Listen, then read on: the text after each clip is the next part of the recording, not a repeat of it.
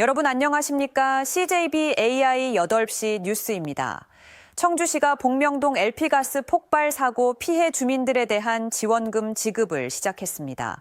하지만 같은 폭발 피해인데 누구는 지원금을 받고 누구는 한 푼도 못 받는 상황이 벌어지고 있습니다. 김민영 기자입니다. 건물 외벽과 내부 할 거 없이 쩍쩍 금이 갔습니다.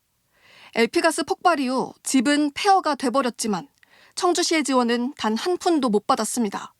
이쪽이 다 이렇게 쭉 갈라지면서 폭파가 된 그 지점에서 일자로 갈라진 거거든요. 그리고 저쪽에서 밟아보면 이렇게 우뚝 솟았어요. 다른 주택도 마찬가지. 폭발 지점 바로 옆에 있는 빌라입니다. 이렇게 일자였던 벽이 움푹 들어간 상태입니다. 하지만 반파 판정도 못 받았습니다. 외벽이 손상된 건 건물 안전에 영향을 미치지 않는다는 이유에서입니다. 그러니까 주택은 하나도 못 받았어요. 저기 사고 제일 많이 저기 냈는데도 하나도 못 받은 거야. 당초 청주시는 가스 폭발 이후 단독주택 피해자들에 대해 1,000만 원 상당의 생활안전지원금 지급을 검토했습니다. 위로금 차원입니다. 하지만 피해 주택 101곳 가운데 실제 지원금을 받은 가구는 단 한 군데도 없습니다. 소파, 반파, 전파로 분류되는 파손 정도에 따라 반파 이상부터만 지원금이 지급되는데 피해 주택 모두가 소파 그 미만으로 판정된 겁니다. 육안으로 봤을 때 건물이 휘거나 구조물 파손 정도가 심하지 않다는 이유에서입니다. 반면 소상공인 지원은 융통성 있게 이루어졌습니다. 주택과 달리 상가는 천장 마감재가 떨어진 경우도 반파로 인정됐습니다. 상가 피해 57곳 가운데 반파 판정은 무려 10곳. 이미 지원금도 지난주 수요일에 지급됐습니다. 주택 피해는 구청 건축과에서, 상가 피해는 시청 경제일자리과에서 각각 맡았는데 담당 부서의 결정에 따라 누구는 지원을 받고 누구는 지원을 못 받는 상황이 벌어지고 있는 겁니다. 또 담당 공무원의 육안에 의존하는 등급 판정이 너무 자의적이라는 게 피해 주민들의 주장입니다. 주택 피해자들은 일상으로 돌아가기 위한 그 기간만큼이라도 청주시에서 중개 역할을 해줘야 한다고 호소합니다. 시에다가는 전화하면 너네들이 먼저를 하고 나중에 구상권 청구를 하라고 이렇게 말씀만 하시는데 구상권 청구도 청구지만 이 자체가 지금 이거는 전화하면 다 밀어요. 이런 거에는 아무런 여기서 해줄 수 있는 게 없다라는 답이 계속 오는 거고.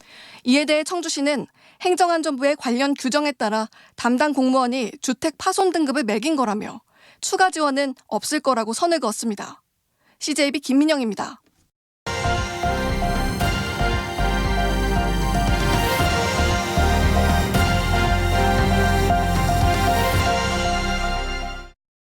한일 정상회담이 열렸던 안동에서 선보인 전통 문화가 주목을 받으면서 안동이 세계 속에 재조명되고 있습니다. 이번 회담을 계기로 안동을 비롯한 북부권 문화관광 활성화에 대한 기대감이 커지면서 경상북도와 안동시도 후속 조치에 나섰습니다.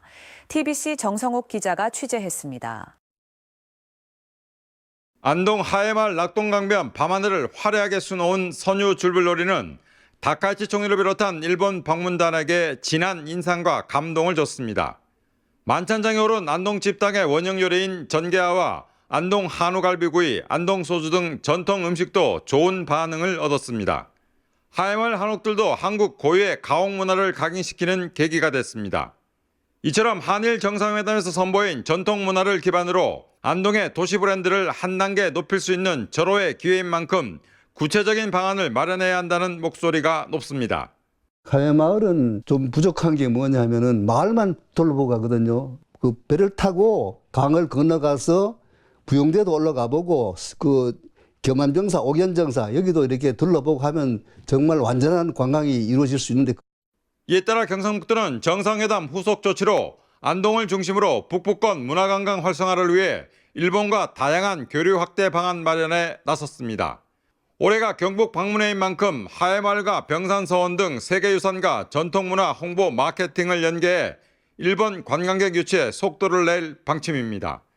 안동시도 만찬에서 주목받은 전통 음식 콘텐츠와 한옥 숙박 체험이나 체류용 야간 관광 코스를 개발하고 국제회의와 국제행사 유치에 공을 들일 예정입니다. 앞으로도 우리 안동은 안동만의 특화된 자원을 체계적으로 잘 엮어서 세계인이 먹고 자고 머무르는 글로벌 체리형 관광도시로 도약할 수 있도록 철저히 준비하겠습니다. 우리나라 도시 가운데 가장 한국적인 전통 문화를 보유했다는 평가를 받는 정신문화의 수도 안동이 한일 정상회담을 통해 재조명되면서 관광 활성화와 함께 지역 발전 기대감도 높아지고 있습니다. TV 정소옥입니다.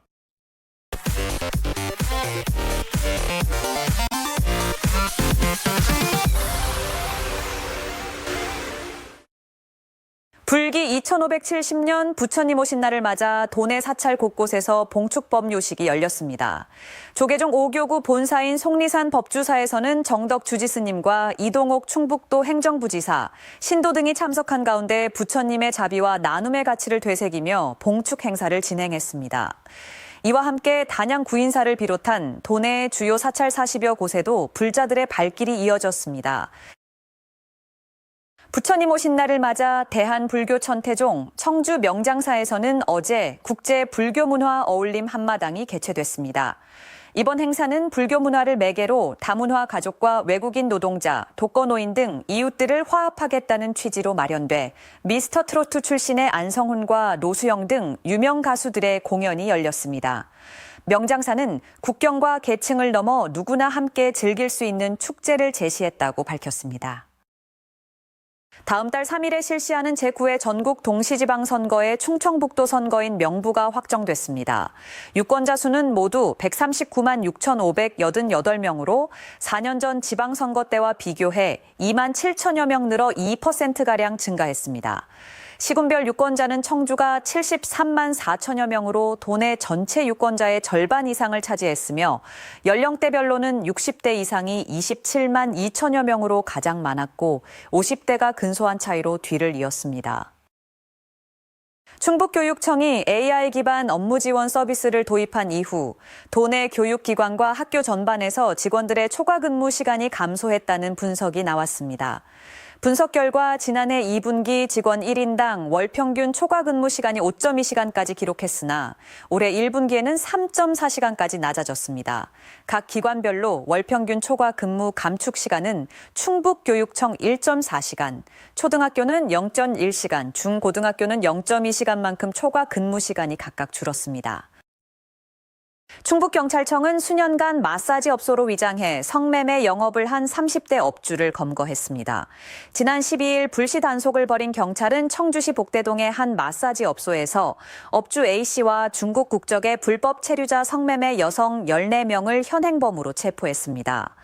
해당 업소는 마사지 업소를 가장해 수년간 성매매를 지속한 것으로 알려졌으며 경찰은 현장에서 적발한 성매수 남성 12명에 대해서도 조사 후 입건할 예정입니다. 끝으로 날씨입니다. 부처님 오신 날인 오늘 충북 지방 전역이 화창한 가운데 낮 최고 기온 26도에서 28도로 초여름 날씨였습니다. 대체 공휴일인 내일은 오후부터 도내 곳곳에 구름이 많이 껴 흐린 날씨가 이어지겠습니다.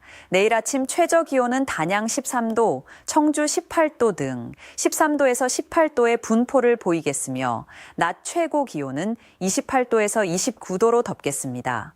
모레부터는 도내 전체에 비가 예보돼 있으며 낮 최고 기온도 5도가량 떨어질 전망입니다.